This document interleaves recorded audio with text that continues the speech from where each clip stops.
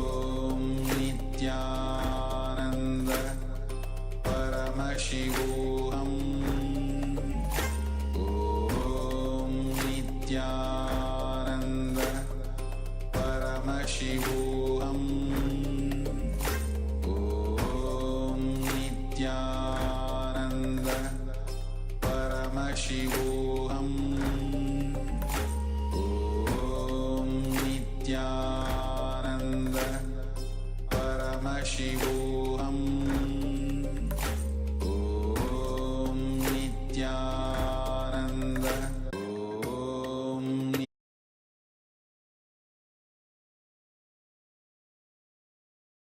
Yes. Now let's move to the Shastra Pramana. The first thing we need to learn in the power manifestation is the Shastra Pramana. The Shastra Pramana are the authentic source scriptures, the scriptural references for the manifestations. In our Vedas and Agamas, Paramashiva has revealed the most authentic source to manifest the powers. Paramashiva says that when we use the Shastra Pramanas, we will be able to get a breakthrough because it is the authentic source. It is verified, time tested, and foolproofed over the last 60,000 years after the humanity has started. Various masters and their disciples have manifested these powers and tested and seen that yes, we are able to manifest these powers and it is possible. And even now, Swamiji has manifested this power, giving us the confidence that yes, these are not something from the ancient past, but these are something that we can experience today, even in this modern world. So let us now manifest, listen to the Shastra Pramana first, and then I'll be giving you the translation and the technique to manifest the power, and then we'll move into the manifestation. So the scriptural reference for this power is from the Vijnana Bhairava Tantra, a very powerful scripture that has more than 112 different power manifestations and powerful cognitions. And out of that, the verse 34 holds the signs to manifest the power of third eye. Let's listen to the Shastra Pramana now. कपालान्तर्मनोऽन्यस्य तिष्ठन्मीलितलोचनः क्रमेण मनसोदार्ढ्यात् लक्षयेत् लक्ष्यमुत्तमम्. Paramashiva says, by fixing the mind on the inner space within the crown center, sitting stably without any movement, having the eyes closed in succession, by that stability of the mind and inner space, through the power of third eye, one attains the vision beyond the sight that reveals any place or object, attaining the space of oneness with the source, Paramashiva. So, in this verse, Paramashiva tells us that first, bring the awareness to the crown center, to the seat of the Guru, where the Guru energy resides, visualizing Swamiji in our third eye. That is the first step. By doing this, we connect with Swamiji and that space of oneness is established. Then we chant the Mahavakya, Om Nityananda Paramashivoham. By chanting the Mahavakya, we connect with Paramashiva. It is like that password that we need to put to manifest, to connect to the Wi-Fi or to use our device. Same way, when we connect with Paramashiva using the Mahavakya, it intensely removes all the thoughts, all the incompletions that are clouding our mind, and it brings stability. It brings the calm and completion. It takes us to that zero thought zone. And then when we attain that space, Paramashiva says that we can manifest the powers. So let's now manifest the first round of the power, which we are going to be seeing some shapes today. I request all the participants to now blindfold your eyes.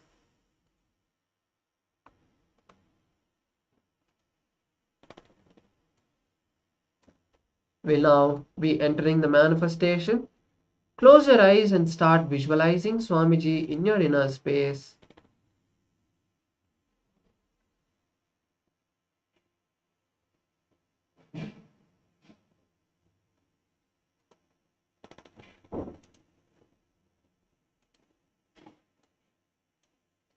Now let's start chanting the Mahavakya.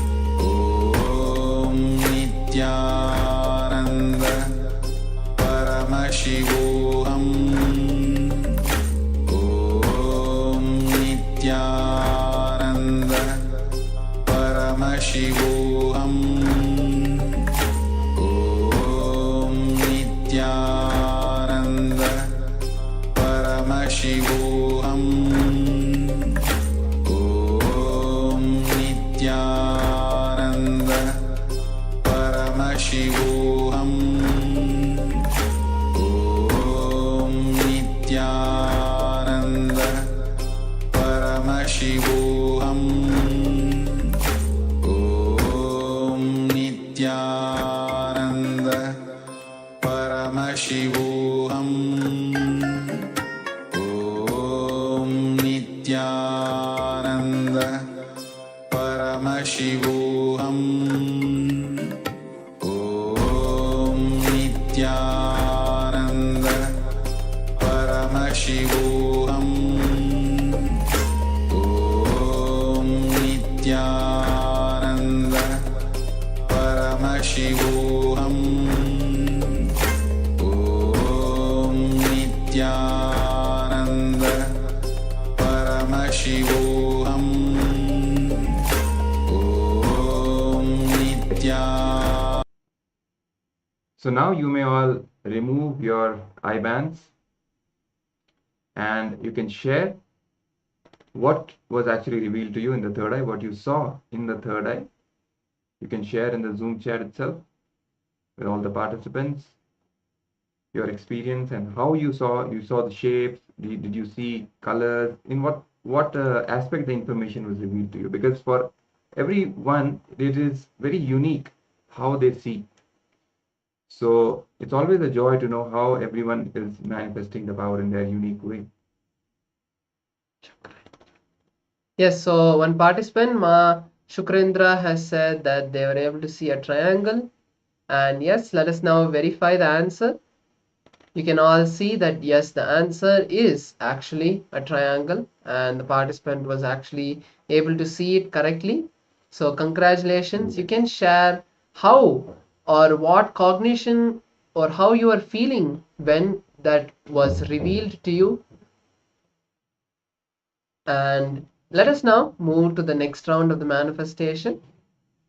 Even in this round, if you have not seen the answer correctly, that's perfectly fine.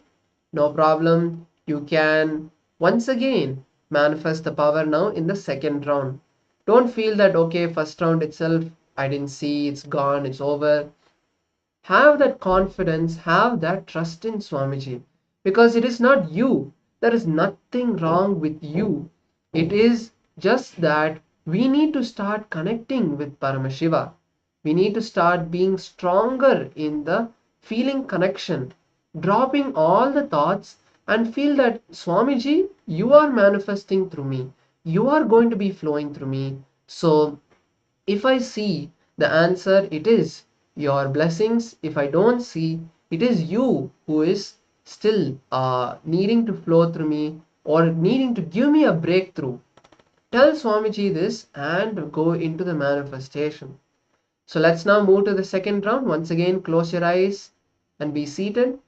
I also request all the participants on Zoom to turn on your camera so that we can see you during the manifestation.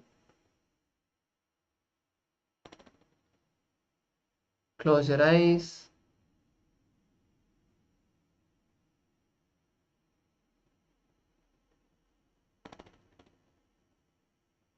Start visualizing Swamiji.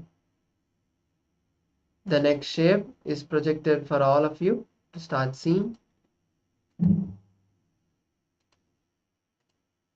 Intensely start chanting the Mahavakya.